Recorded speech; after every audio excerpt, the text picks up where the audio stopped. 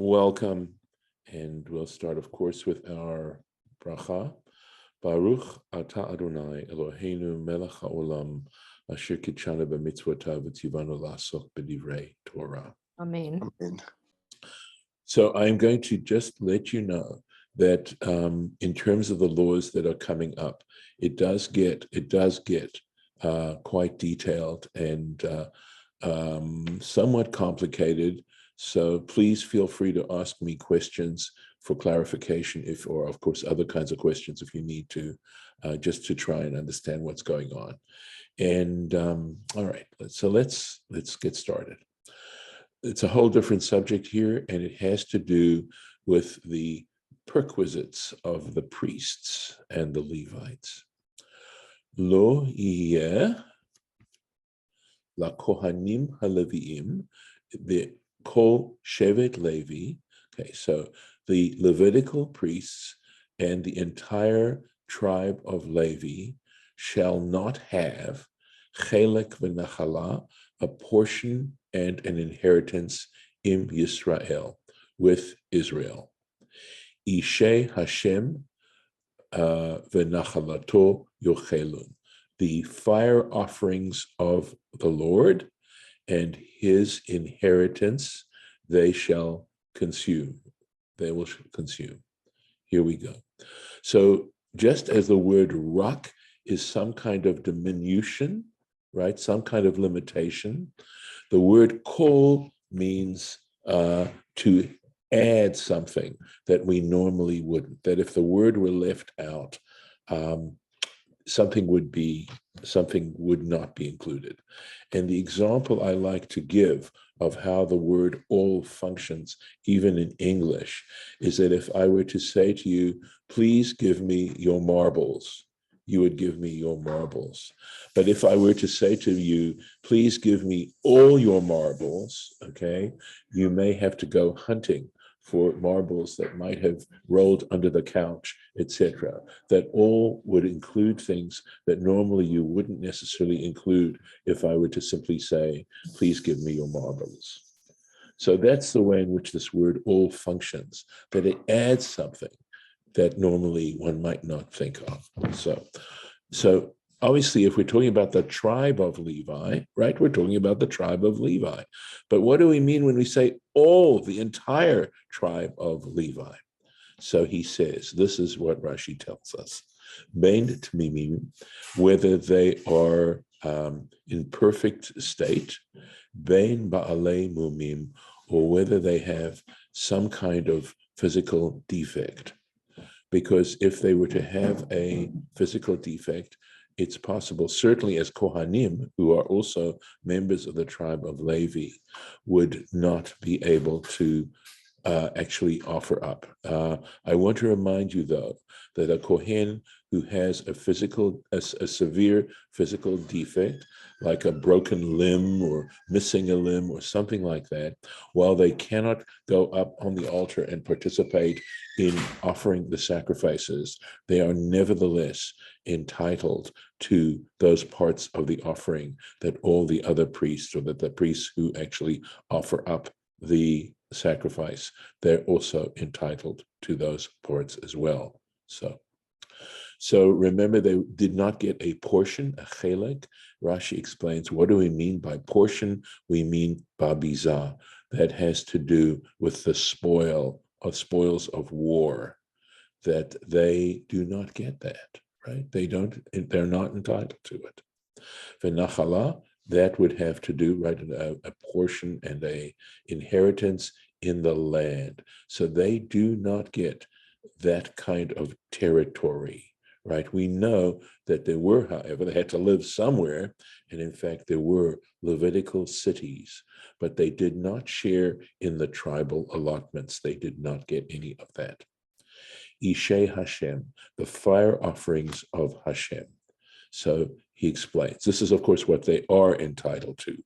Kodshei HaMikdash, the sanctified objects sanctified into the sanctuary, certainly elements of the fire offerings. The Levites weren't necessarily entitled to that.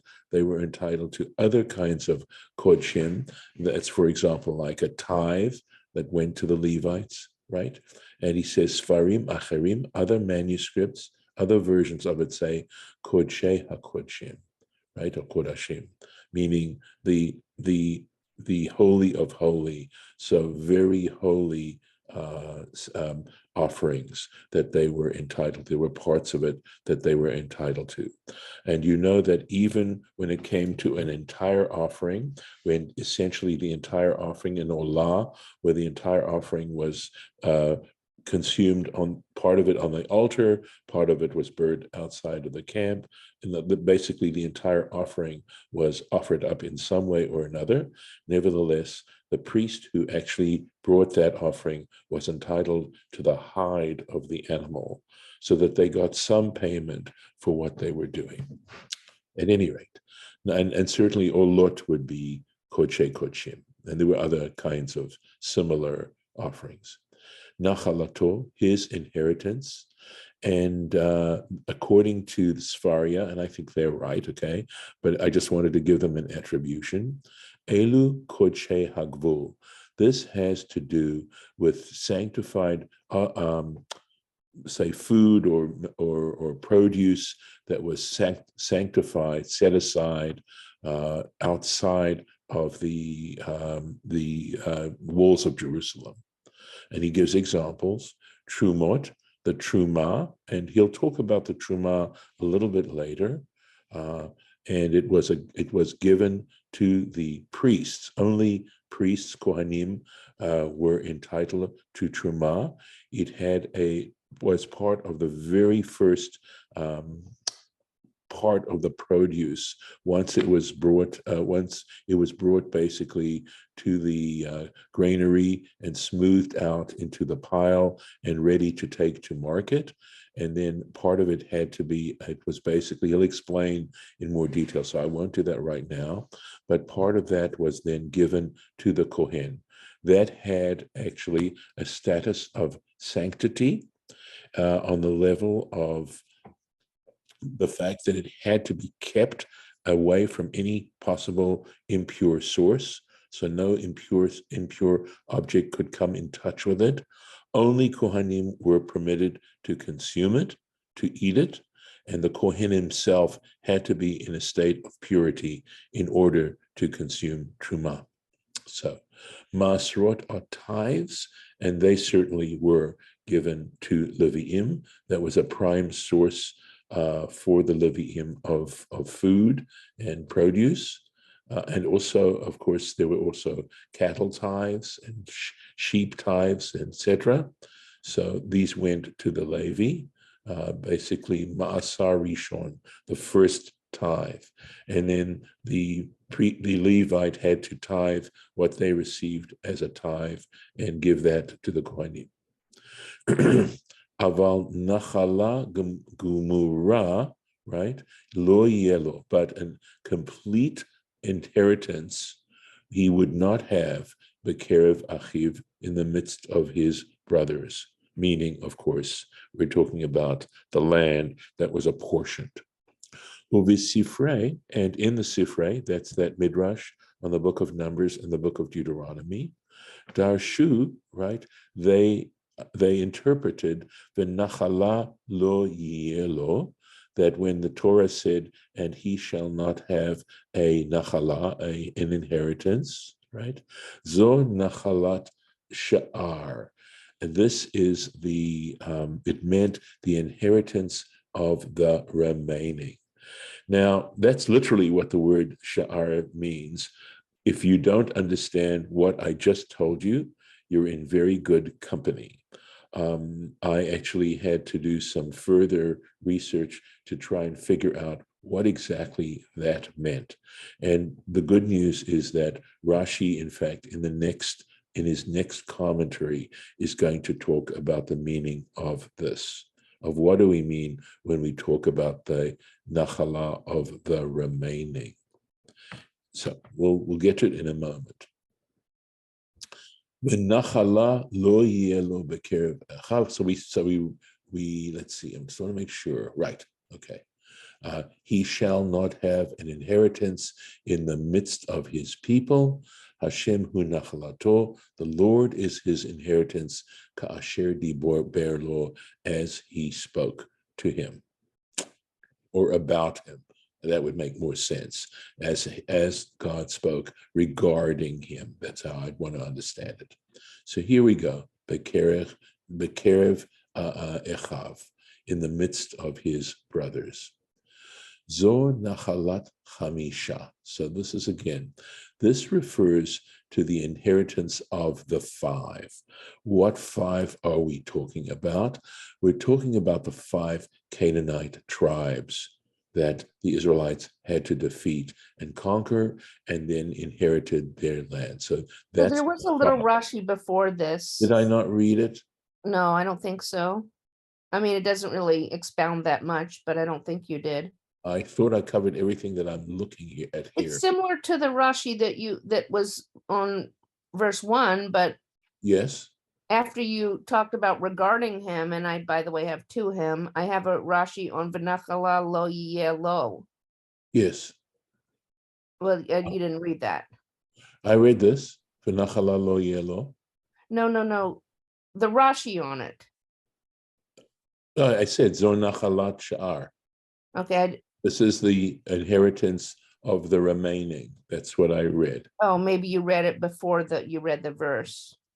No, I think I did just the regular. We are fortunately we have this recorded, so we can see what I did or didn't do. Just go ahead. Okay, but I did cover it. In fact, this is the whole big. Yeah, you did. Yep. Okay, no problem. Okay, but thank you for just checking, right? Okay, so this is the inheritance of the 5. The Eini Yodea Mahi. So Rashi says, I don't know what this refers to.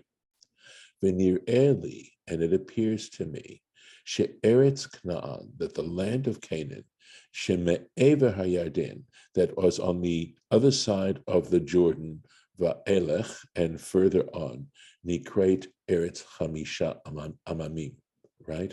That is known, in other words, he's saying, I believe that is referring to, the 5 Canaanite tribes. And it's a shorthand form of saying the land of the 5 nations.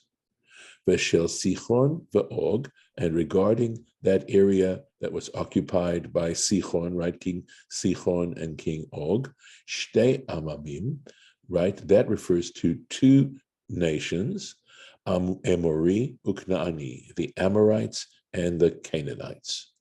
The Nachalat Sha'ar, and when it's talking here about Nachalat Sha'ar, the inheritance of the remaining, Lerabot, it comes to include Keni, Uknizi, Ukadmoni, the Kenite, the Kenizzite, and the Kadmonite, right?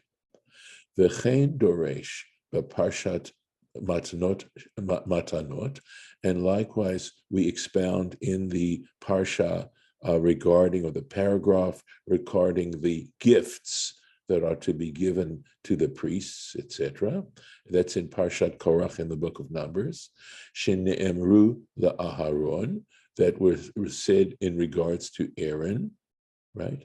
Al Kain, for this reason, this is the quote, right? Lo haya lelevi v'gomer. It says, for this reason, the Levites did not receive, etc. And mine says Deuteronomy, by the way, Deuteronomy 10:9.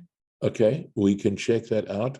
I thought when I looked at Sefaria, I thought they were looking at numbers. I can put a new share in and see if I can find it quickly. One moment. Okay, 1 second here. Let's make sure I find it quickly. And I could be wrong. But meanwhile, Lauren, do you have the English of the Rashi there? Because that would be interesting, because it's kind of hard to follow. Okay, give me a second here. The line of thought. Well, I have a Tanakh and I have the Deuteronomy. Here, look at this. Okay. Numbers 18:20. There it is. So it could be that Sfari is wrong because I didn't check it. I can look where numbers 1820 is. Oh, I've got it. No. Deuteronomy 10:9 says, that is why the Levites have received no hereditary portion along with their kinsmen. And it's talking about, it's, the two tablets, it's the reenactment of the two tablets stuff. Mm-hmm. You know. Look at this. Here, this is Numbers 20. V'chelek lo yeh lecha b'tocham. Right? This is talking to Aaron and his tribe. You shall not have a portion amongst them. Ani chelkecha v'nachalatcha b'toch bnei Israel. So this is Sifrei who's giving this. This is the reference right here. Regardless, they both work. I mean, it's just, yeah. So maybe it's another one on top of it. Midbar Yudchet, right? So it's a technicality, and that's okay. Let me go back to the one we are doing. Sorry. Does anybody have the Rashi in English? Yes, Could I hear that? if it's up to Rabbi, if he wants me to read it. Absolutely, it's fine. From the beginning? Well, I would like to finish this. Yeah. Let me get this Go done. ahead. And then I think it would make sense for you to read it, okay? So he's saying this, he's trying to explain this Nachalat Sha'ar, right? So, and it's to include another 3 of these people, okay? So, right, Parshat Matanot. And we're arguing over whether the Parshat Matanot is Deuteronomy or Numbers. And I know that in Numbers, it talks very much about the reward to Aaron and his sons after Korach, remember, tries to challenge it, right? Okay, etc. Lahazhir al-Kini. So that is to tell him that the Levites are not to receive a portion of land among the Kenites, the Canaanites, and the Kadmonites, right? Shuv nimtza b'divrei Rabbi Klonimus. Right. And again, we find in the words of Rabbi Klonimus, by the way, this is a very rare moment where Rashi is saying he doesn't really understand what this is about, and he's working with us to get an understanding of what's going on here, right? So in some manuscript he found of this Rabbi Klonimus, Hachi Garsinan B'Sifrei, this is the version in the Sifrei, V'nachala lo yelo, right? That's the verse, Elu Nachalat Chamisha. This refers to the inheritance of the 5. Okay. Bekerev Achiv, Elu Nachalat Shiva. This is Clonimus. I think he's still possibly quoting here, and that is this is the portion of the 7. So let me keep going, and then I'll try and back up on what we're talking about. Nachalat Chamisha Shvatim. So now we're talking about the inheritance of the other Israelite tribes, right? So we're referring to the inheritance of 5 of the tribes, the Nachalat Shiva Shvatim, and the inheritance of 7 tribes.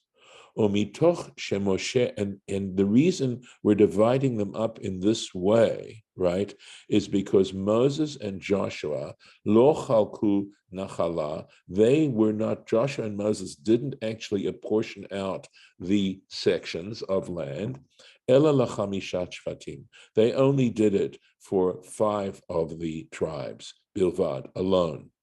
Shekain Moshe, because if you look into the detail of it, Moses apportioned out the Ruvain to the tribe of Ruvain, Gad to the tribe of Gad, the Chatzi Shevet Menashe, and half of the tribe of Menashe. So that's 3 tribes, right, or 2.5 tribes.